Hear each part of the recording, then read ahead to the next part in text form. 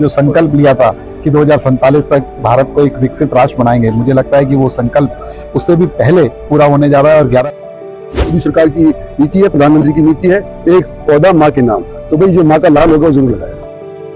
पौधारोपण हमारी जिंदगी का अभिन्न अंग होना चाहिए। एक एक व्यक्ति पौधा लगाए नहीं, उसे पाले पोसे 3 से 5 साल तक, जब तक वो वृक्ष न बन जाए।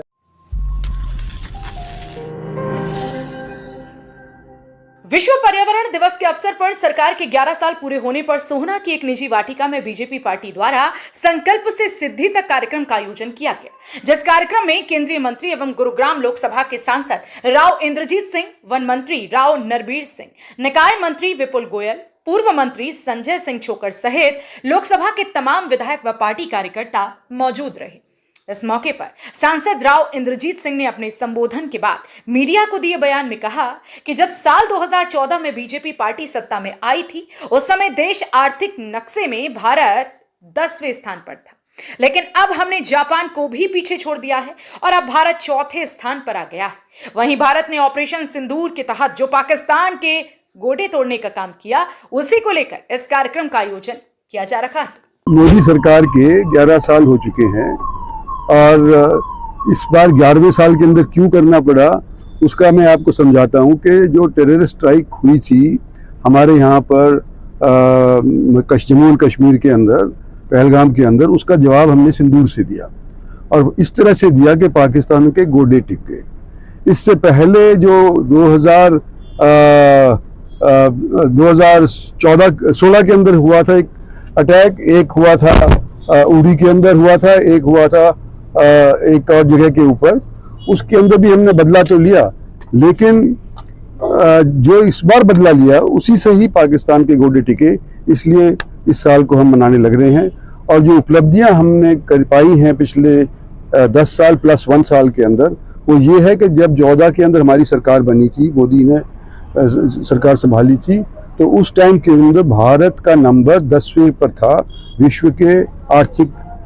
नक्शे के ऊपर, और अब हमने जापान को भी लांग लिया है और 4थे नंबर के ऊपर आ गए हैं इसी साल। इसलिए ये 11 साल बनाया जा रहा है, बढ़कर लगाया है, 1000 साल चलेगा। मोदी सरकार की नीति है, प्रधानमंत्री की नीति है, एक पौधा माँ के नाम। तो भाई जो माँ का लाल होगा वो जरूर लगाएगा। सोहना में आयोजित किए गए इस लोकसभा स्तर के कार्यक्रम में कैबिनेट मंत्री विपुल गोयल भी पहुंचे, जिन्होंने अपने संबोधन के दौरान मोदी सरकार के 11 साल की उपलब्धियों का बखान करते हुए कहा कि मोदी सरकार में जो कार्य हुए हैं वह वास्तव में ही बेमिसाल है, क्योंकि भारत को साल 2047 तक विकसित राष्ट्र बनाने का जो संकल्प 2014 में लिया गया था, उससे पहले ही भारत को विकसित राष्ट्र बना पाएंगे। साथ ही उन्होंने पर्यावरण दिवस पर अपना संदेश देते हुए कहा कि अगर शकुन की जिंदगी जीनी है, सुकून की जिंदगी जीनी है, तो हम ज्यादा से ज्यादा पेड़ लगाएं और उनकी परवरिश भी करें, ताकि दिल्ली एनसीआर में रहने वाले लोगों को शुद्ध वायु मिल सके। कहा कि हम तहसीलों के अंदर ऑटोमाय सिस्टम तैयार करने के लिए जा रहे हैं, जहां पर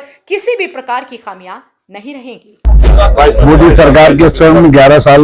पूरे होने पर संकल्प से सिद्धि, किस तरीके से 2014 में जो संकल्प लिया था कि 2047 तक भारत को एक विकसित राष्ट्र बनाएंगे, मुझे लगता है कि वो संकल्प उससे भी पहले पूरा होने जा रहा है। और 11 साल के अंदर क्या क्या उपलब्धियां माननीय नरेंद्र मोदी जी के नेतृत्व में देश ने प्राप्त की हैं, उन सब का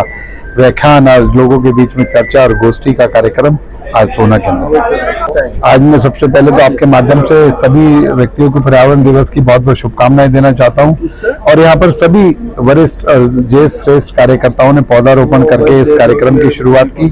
लेकिन मैं आपके माध्यम से लोगों से भी अपील करना चाहूंगा, हम गुरुग्राम फरीदाबाद एनसीआर के क्षेत्र में रहते हैं,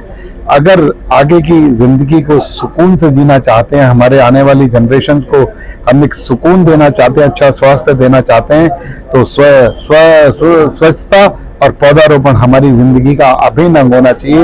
एक एक व्यक्ति पौधा लगाए नहीं, उसे पाले पोसे 3 से 5 साल तक, जब तक वो वृक्ष न बन जाए, उसके बाद आने वाली सैकड़ों सालों तक वो हमें पालने पोसने का काम करें। आगे आप देखने को मिलेगा तहसील का जो कार्यकाल है बिल्कुल एकदम ऑटोमाइज सिस्टम के अंदर होकर, और किसी तरीके की अनियमितताएं वहां पर नहीं मिलेंगी। ऐसा हम जल्दी इसे शुरू करने जा रहे हैं। बता दें कि आयोजित किए गए एक लोकसभा स्तरीय कार्यक्रम में जहां एक तरफ सांसद से लेकर मंत्री तक मौजूद रहे, वहीं दूसरी तरफ सभी विधानसभाओं के मौजूदा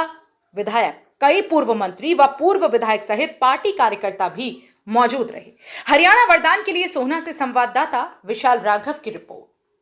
देश व प्रदेश की खबरों को सबसे पहले देखने के लिए हरियाणा वरदान चैनल को सब्सक्राइब करें, लाइक करें व शेयर करें।